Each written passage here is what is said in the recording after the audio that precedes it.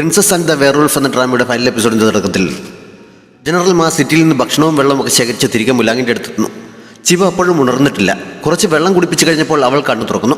മുലാങ് സുരക്ഷിതനാണെന്ന് അറിഞ്ഞപ്പോഴാണ് അവൾക്ക് സമാധാനമായത്. അവൻ്റെ രൂപം അപ്പോഴും മാറാതിരിക്കുന്നത് എന്താണെന്ന് അവൾ ചോദിക്കുന്നുണ്ട്. അത് തൽക്കാലത്തേക്ക് മാത്രമാണ്, കുറച്ച് കഴിയുമ്പോൾ ശരിയാകും, അതിനെക്കുറിച്ച് ഓർത്ത് വിഷമിക്കേണ്ട എന്ന് പറഞ്ഞ് അവൻ സമാധാനിപ്പിക്കുന്നു.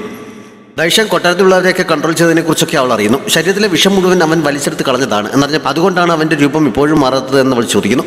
പക്ഷെ അപ്പോഴും കുഴപ്പമൊന്നുമില്ല എന്ന് പറഞ്ഞവൻ സമാധാനിപ്പിക്കുന്നു. അവളോട് അവിടെ നിന്ന് റെസ്റ്റ് എടുക്കാൻ പറഞ്ഞിട്ട് അവൻ ജനറലിനെ മാറ്റി നിർത്തി സംസാരിക്കുന്നു. അവൻ ചിബയെയും തൽക്കാലം തിരികെ ദാഷ്യയിലേക്ക് അയക്കാൻ പോവുകയാണെന്ന് മുലാങ് അറിയിക്കുന്നു. പക്ഷെ ജനറൽ അത് സമ്മതിക്കുന്നില്ല. ചിബ ആരോഗ്യം വീണ്ടെടുക്കേണ്ട അത്യാവശ്യമായതുകൊണ്ട് തൽക്കാലം അവളെ മാത്രം തിരിച്ചയക്കാം. ഞാൻ അങ്ങയുടെ സഹായത്തിന് ഇവിടെ തന്നെ നിൽക്കാം. ചുനറ ഈ അവസ്ഥയിൽ ഇവിടെ ഉപേക്ഷിച്ചിട്ട് എനിക്ക് മടങ്ങാൻ കഴിയില്ല, അതുകൊണ്ട് എന്നെ ഇവിടെ നിൽക്കാൻ അനുവദിക്കണമെന്ന് ജനറൽ പറയുന്നു.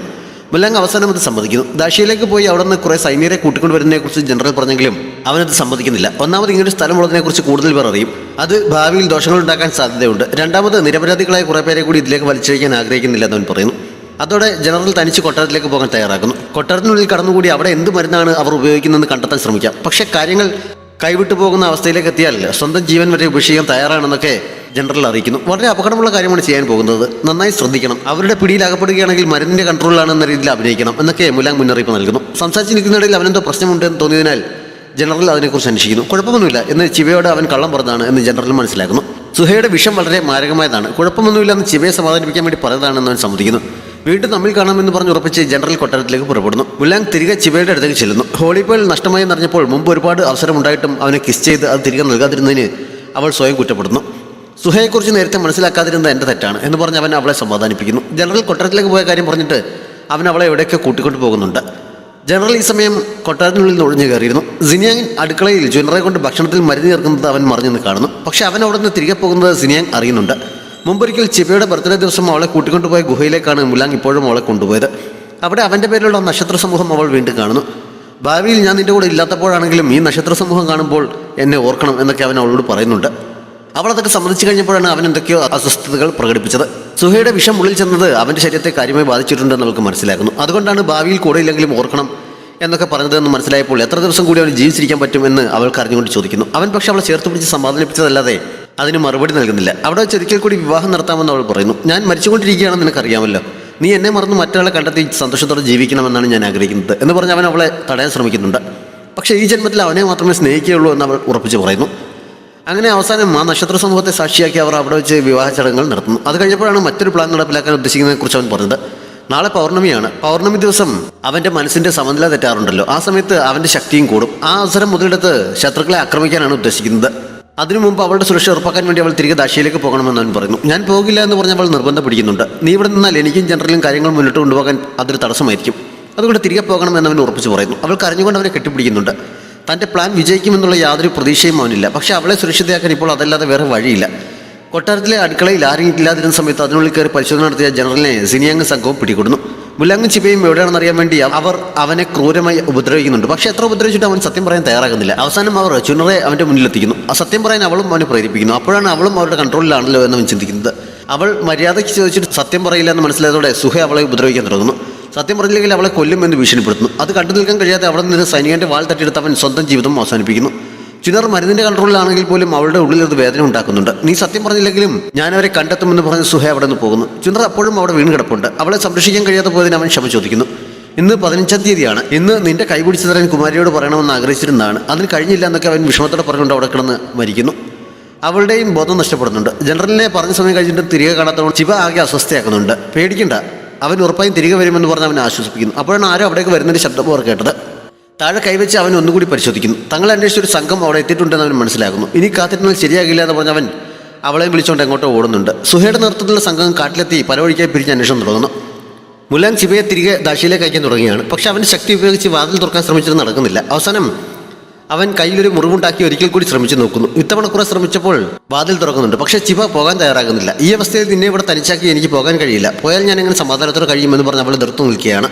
അവൻ അവളെ പറഞ്ഞയക്കാൻ കുറേ ശ്രമിച്ചു നോക്കുന്നുണ്ട്. മരണത്തിലും ജീവിതത്തിലും ഒരുമിച്ചായിരിക്കാമെന്ന് കുറച്ചു മുമ്പ് നമ്മൾ പ്രതിജ്ഞയെടുത്തല്ലേ, പിന്നെ ഞാൻ എങ്ങനെയാണ് പോകുന്നതെന്ന് പറഞ്ഞ് അവൾ കരയുന്നു. അപ്പോഴേക്കും രാത്രിയായിരുന്നു. അന്ന് പൗർണമി ആയതുകൊണ്ട് അവൻ്റെ മനസ്സിൻ്റെ സമനില തെറ്റാൻ തുടങ്ങുന്നു.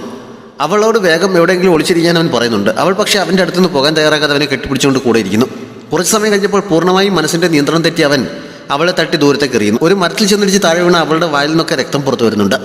അപ്പോഴേക്കും പൂർണ്ണമായും ഭ്രാന്തമായ അവസ്ഥയിലെത്തി അവൻ ഉറക്കെ അലർന്നു. അവൻ്റെ അലർച്ച സുഹയും കേൾക്കുന്നുണ്ട്. ആകാശത്തേക്ക് ഒരു വെടി പൊട്ടിച്ച് ബാക്കിയുള്ളവർക്ക് അവർ സിഗ്നൽ നൽകുന്നു. എല്ലാവരും കൂടി ഈ ശബ്ദം കേട്ട ഭാഗത്തേക്ക് ഓടുന്നു. മുലാങ് ഈ സമയം ചിവയെ കഴുത്തിന് കുത്തിപ്പിടിച്ച് കൊല്ലാൻ തുടങ്ങിയായിരുന്നു. അവൻ്റെ കയ്യിൽ കിടന്ന് മരിക്കുമെന്ന് തന്നെ അവൾ വിചാരിക്കുന്നു. ആ സമയത്താണ് അവളുടെ വായിൽ നിന്ന് ഒഴുകിക്കൊണ്ടിരുന്ന രക്തം അവൻ്റെ കയ്യിലേക്ക് വീണത്. വർഷങ്ങളായി ഹോളിപ്പേൾ അവളുടെ ഉള്ളിൽ കിടന്നതിൻ്റെ എഫക്റ്റ് കൊണ്ടാകണം അവളുടെ ബ്ലഡ് ശരീരത്തിൽ തട്ടിയപ്പോൾ എന്തോ ഒരു ശക്തി അവൻ്റെ ഉള്ളിലേക്ക് പാസ് ചെയ്യുന്നുണ്ട്. അതോടെ കുറച്ച് സമയത്തേക്കാണെങ്കിലും അവൻ സ്വഭാവത്തിലേക്ക് വരുന്നു. അവൻ പെട്ടെന്ന് തന്നെ അവളുടെ കഴുത്തിലെ പിടിവിടുന്നുണ്ട്.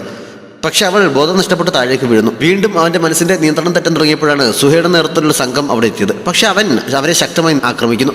ആ സമയത്ത് അവിടെ എത്തിയ സിനിയാങ് മുലാങ്ങിനെ കൺട്രോൾ ചെയ്യാൻ ശേഷിയുള്ള ഫ്രീസിംഗ് ചെയിൻ ഉപയോഗിച്ച് അവനെ ബന്ധിക്കുന്നു.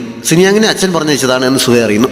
അവൾ അപ്പോൾ തന്നെ ചിബയെ കൊല്ലാൻ ഒരുങ്ങിയതാണ്. പക്ഷേ മുലാങ്ങിനെ കൺട്രോൾ ചെയ്ത് നിർത്താൻ ചിബ ജീവനോടെ ഇരിക്കേണ്ടത് ആവശ്യമാണെന്ന് പറഞ്ഞ് സിനിയാങ് അവളെ തടയുന്നു. അവർ എല്ലാവരും കൂടി അവരെ കൊട്ടാരത്തിലെത്തിക്കുന്നു. അവനെ പിടികൂടിയ വിവരം ജിന്നും അറിയുന്നു.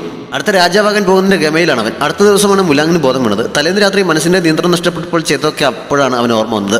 അപ്പോഴേക്കും തൊട്ടടുത്ത തടവറയിലുണ്ടായ ചിബ അവനെ വിളിക്കുന്നു. അഴികൾക്കിടയിലൂടെ അവൻ അവളുടെ കയ്യിൽ പിടിച്ച് തലേന്ന് രാത്രി അവളെ ഉപദ്രവിച്ചതിന് ക്ഷമ പറയുന്നു. എനിക്ക് കുഴപ്പമൊന്നുമില്ല എന്ന് പറഞ്ഞ് അവൻ സമാധാനിപ്പിക്കുന്നുണ്ട്. അവർ സംസാരിച്ചു തുടങ്ങിയപ്പോഴേക്കും അവിടെ എത്തിയ സുഹേ, ഈ അവസ്ഥയിലും നിനക്ക് അവളുടെ ജീവൻ രക്ഷിക്കണമെന്നാണോ? ഇത്രമാത്രം നിന്നെ മയക്കെടുക്കാൻ അവൾ എന്താണ് ചെയ്തത്? ഇവളെ ഉപേക്ഷിച്ച് എന്നെ സ്വീകരിക്കാൻ തയ്യാറായാൽ ഹോളിപ്പേൾ ഞാൻ നിനക്ക് തിരികെ തരാം എന്ന് പറഞ്ഞ് ഹോളിപ്പേൾ അവനെ കാണിക്കുന്നു. എൻ്റെ ജീവിതത്തിൽ മറ്റൊരു പെണ്ണും ഉണ്ടാകില്ല. ഞാൻ അവളെ മാത്രമേ ഇഷ്ടപ്പെട്ടിട്ടുള്ളൂ. ഇനിയും അത് അങ്ങനെ തന്നെ ആയിരിക്കും എന്ന് അവൻ ചിബയുടെ കയ്യിൽ പിടിച്ചുകൊണ്ട് പറയുന്നു. എങ്കിൽ ഇവിടെ കിടന്ന് മരിച്ചോളാൻ പറഞ്ഞ് അവൾ തിരികെ പോകാൻ തുടങ്ങിയതാണ്. അപ്പോഴാണ് എൻ്റെ ചോയ്സിനെ പറ്റി നീ എന്താണ് ചോദിക്കാത്തത്? മുലാങ്ങിനോട് മാത്രമാണല്ലോ നീ അഭിപ്രായം ചോദിച്ചത്. ആർക്ക് വേണ്ടിയാണെങ്കിലും ഇവിടെ കിടന്ന് മരിക്കാൻ ഞാൻ തയ്യാറില്ല. അതിന് തക്കവണ്ണം മൂല്യമൊന്നും ആർക്കുമില്ല എന്ന് പറഞ്ഞുകൊണ്ട് ചിബ എഴുന്നേറ്റ് ചെന്നത്. അവൾ തന്നെ തള്ളിപ്പറയുന്നത് കേട്ട് മുലാങ് ആകെ തകരുന്നു. നീ പറയുന്നത് ഞാൻ എങ്ങനെ വിശ്വസിക്കും എന്ന് സുഹ ചോദിക്കുന്നുണ്ട്. നിന്നെ വിശ്വസിപ്പിക്കാൻ ഇപ്പോഴാണെങ്കിലും അവനെ കൊല്ലാൻ ഞാൻ തയ്യാറാണ് എന്നവൾ പറയുന്നു. അതുകൂടി കേട്ടപ്പോഴേക്കും മുലാങ് ഒന്നുകൂടി തകർന്നു പോകുന്നുണ്ട്. ഇങ്ങനെ ഒരുത്തിക്ക് വേണ്ടിയാണ് നീ നിന്റെ സകലതും ഉപേക്ഷിക്കാൻ തയ്യാറായത്. ഇപ്പോഴെങ്കിലും നിന്റെ തീരുമാനത്തിൽ മാറ്റമുണ്ടെന്ന് സുഹ അവനോട് ചോദിക്കുന്നു. അവൻ മറുപടിയും നൽകുന്നില്ല. ചിബ പറഞ്ഞത് അവൾ വിശ്വസിക്കാൻ തയ്യാറാകുന്നു. പക്ഷെ അവനെ കൊല്ലേണ്ടത് ഇപ്പോഴല്ല, നാളെ എല്ലാവരുടെയും മുന്നിൽ വെച്ച് നീ അവനെ വെട്ടിയെരിയുന്നത് എനിക്ക് കാണണമെന്ന് അവൾ പറയുന്നു. ചിബ അത് സമ്മതിക്കുന്നുണ്ട്. ഇനി ആ തടവറയ്ക്കുള്ളിൽ കഴിയാൻ ആഗ്രഹിക്കുന്നില്ല. തിരികെ മുറിയിലേക്ക് പോകാൻ അനുവദിക്കുമോ എന്ന് ചിബ ചോദിക്കുന്നു. സുഹെ അവളെ തുറന്നു വിടുന്നുണ്ട്. ഒന്ന് തിരിഞ്ഞു നോക്കുക പോലും ചെയ്യാതെ ചിബ അവിടെ നിന്ന് പോകുന്നത് കണ്ട് മുലാങ് കരയുന്നു. ചിബ എന്തോ തീരുമാനിച്ചുറപ്പിച്ചതുപോലെയാണ് അവളുടെ മുറിയിലെത്തിയത്. രാജാവാകാൻ പോകുന്നതിൻ്റെ മുന്നോടിയായി മുലാങ്ങിൻ്റെ മുറിയിലെത്തിയ ജിങ് അതിനുള്ളിലെ രഹസ്യറ കാണുന്നു. ഹൈത്തങ്ങും അവൻ്റെ ഒപ്പം ഉണ്ടായിരുന്നു. അതിനുള്ളിലെ അരുവിയിലെ വെള്ളം വറ്റാറായി എന്ന് കണ്ടപ്പോൾ അതിന് തങ്ങളുടെ വംശവുമായി എന്തെങ്കിലും ബന്ധം കാണുമോ എന്ന് അവൻ സംശയിക്കുന്നു. അതിനെക്കുറിച്ച് ചോദിക്കാൻ അവൻ മുലാങ്ങിനെ കാണാൻ പോകുന്നു. എന്നെ കുറേ കാലം തടവിലാക്കിയതല്ലേ, ഇപ്പോൾ തടവിൽ കഴിയുന്നതിൻ്റെ സുഖം എങ്ങനെയുണ്ടെന്ന് ചോദിച്ച് മുലാങ്ങിനെ പരിഹസിച്ചുകൊണ്ടാണ് അവൻ ചെന്നത്. 5 വർഷം തടവിൽ കഴിഞ്ഞിട്ടും നിനക്കൊരു മാറ്റവുമില്ലല്ലോ. പിന്നെയും ശത്രുക്കൾക്കൊപ്പം ചേർന്ന് എന്നെ നശിപ്പിക്കാനല്ലേ നീ ശ്രമിച്ചത്? എന്തായാലും നീ ഇങ്ങോട്ട് വന്നത് നന്നായി. നിന്നെ മീറ്റ് ചെയ്യാൻ എന്തെങ്കിലും വഴിയുണ്ടോ എന്ന് ആലോചിച്ചുകൊണ്ടിരിക്കുകയായിരുന്നു എന്ന് മുലാങ് പറയുന്നു. അവൻ്റെ മുറിയിൽ കണ്ട രഹസ്യ അരുവിയെക്കുറിച്ച് ജിങ് ചോദിക്കുന്നുണ്ട്. നമ്മുടെ വംശത്തിൻ്റെ നിലനിൽപ്പുമായി ബന്ധപ്പെട്ടതാണ് ആ അരുവി. ഹോളി സ്പ്രിംഗ് എന്നാണ് അതിനെ പറയുന്നത്. സത്യത്തിൽ 100 വർഷങ്ങൾക്ക് മുമ്പ് നമ്മുടെ വംശത്തെ ബാധിച്ച പകർച്ചവ്യാധി ഒരിക്കലും അവസാനിച്ചിട്ടില്ല. അന്ന് മുതലുള്ള രാജാക്കന്മാരെല്ലാം അവരുടെ ഇന്റേണൽ ഫോഴ്സ് ആ അരുവിയിലേക്ക് കടത്തിവിട്ടുകൊണ്ടിരിക്കുകയാണ്. ആ വെള്ളമാണ് ഇവിടുത്തെ ജനങ്ങൾ കുടിക്കുന്നത്. അത് നിലച്ചു കഴിഞ്ഞാൽ ഏത് നിമിഷവും ഇവിടുത്തെ ജനങ്ങളുടെ അസുഖം വീണ്ടും പുറത്തു വരും. അതോടെ നമ്മുടെ വംശം തന്നെ നശിക്കും. അത് സംഭവിക്കാതിരിക്കാൻ വേണ്ടി എല്ലാ രാജാക്കന്മാരും വർഷങ്ങളായി ഇത് ആവർത്തിച്ചുകൊണ്ടിരിക്കുകയാണ്. പക്ഷെ അങ്ങനെ ചെയ്യുന്നത് കൊണ്ട് അവരുടെ ആരോഗ്യവും നശിക്കും. ആരോഗ്യം നശിക്കുന്തോറും അവരുടെ രൂപത്തിന് മാറ്റം സംഭവിച്ചുകൊണ്ടിരിക്കും. അതുകൊണ്ടാണ് ഒരു രാജാക്കന്മാരും അവരുടെ യഥാർത്ഥ രൂപം പുറത്ത് കാണിക്കാത്തത്. അവർക്ക് അധികകാലം ജീവിച്ചിരിക്കാനും കഴിയില്ല. എൻ്റെ ഈ വിധി മാറ്റി എഴുതാൻ തീരുമാനിച്ചാണ് ഞാൻ ഹോളിപ്പേൾ കണ്ടെത്തിയത്. പക്ഷേ അത് പ്രയോജനപ്പെടുത്താൻ എനിക്ക് കഴിഞ്ഞില്ല. ബീസ്റ്റ് വംശത്തിലെ എല്ലാ രാജാക്കന്മാരുടെയും കടമ ഇതാണ്. നിന്നെയും ആ കൾട്ടിവേഷൻ മെത്തഡുകൾ പഠിപ്പിക്കാൻ ഞാൻ തയ്യാറാണ്. പക്ഷേ ഒരു കാര്യം നീ ഓർത്തിരിക്കണം, എന്തൊക്കെ സംഭവിച്ചാലും ദൈഷാങ്ങിനെ നമ്മുടെ വംശം ഭരിക്കാൻ നീ അനുവദിക്കരുത്. അതോടെ ബീസ്റ്റ് വംശം തന്നെ ഇല്ലാതെയാകും. എന്ത് വില കൊടുത്തും അയാളുടെ കയ്യിൽ നിന്ന് ഹോളിപ്പേൾ വീണ്ടെടുക്കണം എന്ന് മുലാങ് അവനെ അറിയിക്കുന്നു. ഇത്രയും കാലം ഇതൊന്നും എന്നെ അറിയിക്കാതിരുന്നത് എന്താണെന്ന് അവൻ ചോദിക്കുന്നുണ്ട്. ഞാൻ നിന്റെ ചേട്ടനാണ്. ഈ ഉത്തരവാദിത്തം ഏറ്റെടുക്കേണ്ടത് എൻ്റെ കടമയാണ്. അതുകൊണ്ടാണ് ഞാനിതൊന്നും നിന്നെ അറിയിക്കാതിരുന്നത് എന്ന് മുലാങ് പറയുന്നു. പക്ഷേ ഞാനൊന്നും വിശ്വസിക്കില്ല എന്ന് പറഞ്ഞ് ജിങ് അവിടെ നിന്ന് പോകുന്നുണ്ട്. അടുത്ത ദിവസം എല്ലാവരുടെയും മുന്നിൽ വെച്ച് മുലാങ്ങിൻ്റെ വധശിക്ഷ നടപ്പാക്കാൻ ഒരുങ്ങുന്നു. ഫ്രീസിംഗ് ചെയിൻ കൊണ്ട് ബന്ധിച്ചാണ് അവനെ നിർത്തിയിരിക്കുന്നത്. വധശിക്ഷ നടപ്പാക്കാനായി ചിബയെയും അവിടെ എത്തിക്കുന്നു. അവൾക്ക് അവനെ കൊല്ലാൻ പറ്റുമെന്ന് ദൈഷാങ് സംശയിക്കുന്നുണ്ട്. അവളുടെ കൈകൊണ്ട് തന്നെ മരിച്ചാലേ അവൻ്റെ പ്രണയം ശരിക്കും എന്താണെന്ന് അവന് ബോധ്യപ്പെടുമെന്ന് പറഞ്ഞ് സുഹ അവനെ കൊല്ലാൻ അവൾക്ക് ഓർഡർ നൽകുന്നു. ലിജുൻ വാൾ ചിബയ്ക്ക് നൽകുന്നുണ്ട്. അതും വാങ്ങി അവൾ സംശയിച്ച് നിൽക്കുന്നത് കണ്ട് ഒട്ടും മടിക്കേണ്ട, എന്തായാലും ഞാൻ മരിക്കണം, ഒരു നിമിഷം മുമ്പ് നടക്കുന്നെങ്കിൽ നടക്കട്ടെ എന്ന് പറഞ്ഞ് മുലാങ് അവൾക്ക് ധൈര്യം നൽകുന്നു. ചിബ വാളുകൊണ്ട് അവൻ്റെ കയ്യിൽ ഒരു മുറിവുണ്ടാക്കിയിട്ട് അതേ ഫോഴ്സിൽ തന്നെ അവളുടെ കയ്യിൽ മുറിവുണ്ടാക്കുന്നു. എന്നിട്ട് പെട്ടെന്ന് തന്നെ ആ ബ്ലഡ് അവൻ്റെ കയ്യിലെ മുറിവിലേക്ക് പറ്റിക്കുന്നു. അവൾ എന്താണ് ചെയ്യുന്നതെന്ന് അവനാദ്യം മനസ്സിലാകുന്നില്ല. പൗർണമി ദിവസം തൻ്റെ ബ്ലഡ് അവൻ്റെ ശരീരത്തിൽ പറ്റിയപ്പോൾ കുറച്ച് സമയത്തേക്കെങ്കിലും അതവനെ സ്വഭാവത്തിലേക്ക് തിരികെ കൊണ്ടുവന്നതുകൊണ്ട് തൻ്റെ ബ്ലഡിന് തൽക്കാലത്തേക്കാണെങ്കിൽ അവൻ്റെ ശക്തി തിരികെ നൽകാൻ കഴിയും എന്ന് ചിബ മനസ്സിലാക്കിയിരുന്നു. അതിനുവേണ്ടിയാണ് അവൾ ഒരു അവസരമുണ്ടാക്കി ഇങ്ങനെ ചെയ്യുന്നത്. അതുമാത്രമല്ല, അവൾ അവനെ കിസ് ചെയ്യുകയും ചെയ്യുന്നു. ചുറ്റും നിന്നവരൊക്കെ എന്താണ് നടക്കുന്നത് മനസ്സിലാക്കാതെ നിൽക്കുകയാണ്. അവൾ പ്രതീക്ഷിച്ചതുപോലെ തന്നെ അവളുടെ ബ്ലഡ് അവന് ശക്തി കൂട്ടുന്നുണ്ട്. അപ്പോഴേക്കും അവൾ തളർന്ന് താഴേക്ക് വീഴുന്നു. അവനെ പിടികൂടാൻ ദൈഷാങ് ഓർഡർ നൽകുന്നതിനാൽ എല്ലാവരും കൂടി അവൻ്റെ ചുറ്റും അടുക്കുന്നു. പക്ഷെ അപ്പോഴേക്കും അവന് ശക്തി വീണ്ടും കിട്ടിയിരുന്നതിനാൽ ചങ്ങല പൊട്ടിച്ച് അവരെല്ലാം ആക്രമിക്കുന്നു.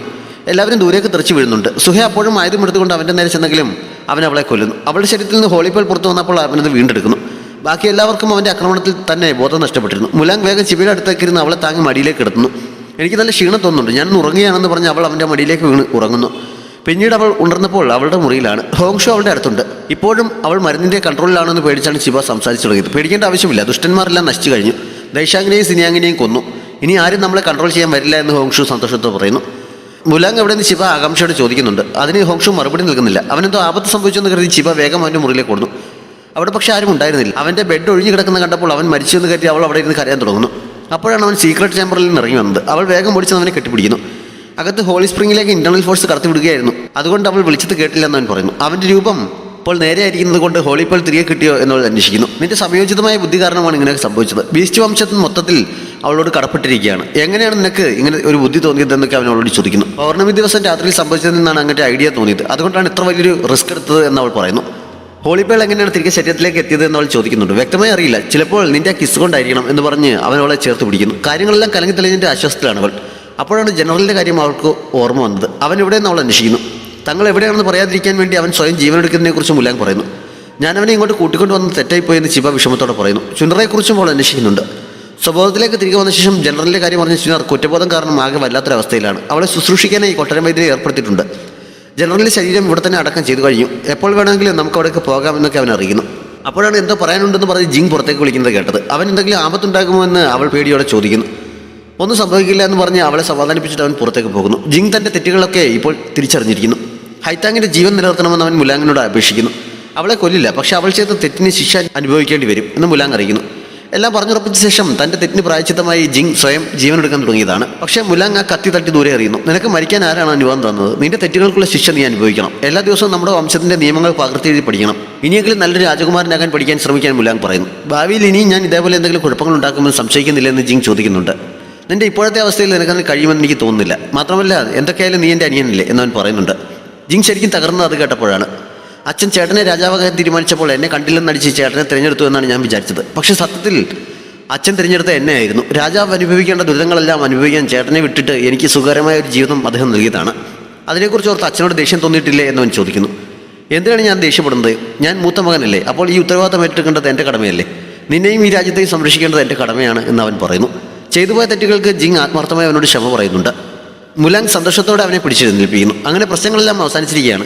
അധികം വൈകാതെ ഒരു ദിവസം ചുനറെ മുന്നിൽ നിർത്തി ജനറലിൻ്റെ ആത്മാവിൻ്റെ ശക്തിക്ക് വേണ്ടി അവർ പ്രാർത്ഥന നടത്തുന്നുണ്ട്. മുലാങ് മാസ്കും കോട്ടുമൊക്കെ ഉപേക്ഷിച്ച് തൻ്റെ ശരിക്കുള്ള രൂപത്തോടെയാണ് ഇപ്പോൾ അവർക്ക് മുന്നിൽ നിൽക്കുന്നത്. എല്ലാവരും ജനറലിനെ ഓർത്തുകൊണ്ട് വിളക്കുകൾ ആകാശത്തേക്ക് പറത്തി വിട്ടിട്ട് അവൻ്റെ ആത്മശാന്തിക്ക് വേണ്ടി പ്രാർത്ഥിക്കുന്നു. ഹൈത്താങ് അടുത്ത ദിവസം മുതൽ തൻ്റെ ശിക്ഷ ഏറ്റുവാങ്ങാനായി ജയിലിലേക്ക് പോവുകയാണ്. അവൾക്കൊപ്പം പോകാൻ ജിങ് തയ്യാറാക്കുന്നു. ഞാൻ ചെയ്ത തെറ്റുകൾക്കുള്ള ശിക്ഷ വാങ്ങി എൻ്റെ മനസ്സ് ശുദ്ധമാക്കിയാൽ മാത്രമേ ചേട്ടൻ പറഞ്ഞതുപോലെ എനിക്ക് ഞങ്ങളുടെ വംശത്തിൻ്റെ കാര്യങ്ങളൊക്കെ നന്നായി പഠിക്കാൻ സാധിക്കുകയുള്ളൂ. അതുകൊണ്ട് ഞാൻ നിൻ്റെ ഒപ്പം വരികയാണെന്ന് അവൻ അറിയിക്കുന്നു.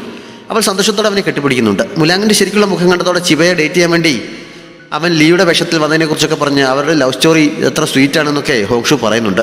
ഇപ്പോൾ മാസ്കും കോട്ടുമൊന്നും ധരിക്കാത്തത് എന്താണെന്നും അവൾ ചോദിക്കുന്നു. അത് രാജകുടുംബത്തെ മാത്രം ബാധിക്കുന്ന ഒരു സീക്രട്ടാണ്, പുറത്തു പറയാൻ പറ്റില്ല. തൽക്കാലം നീ അതിനെക്കുറിച്ചൊന്നും ആലോചിക്കേണ്ട.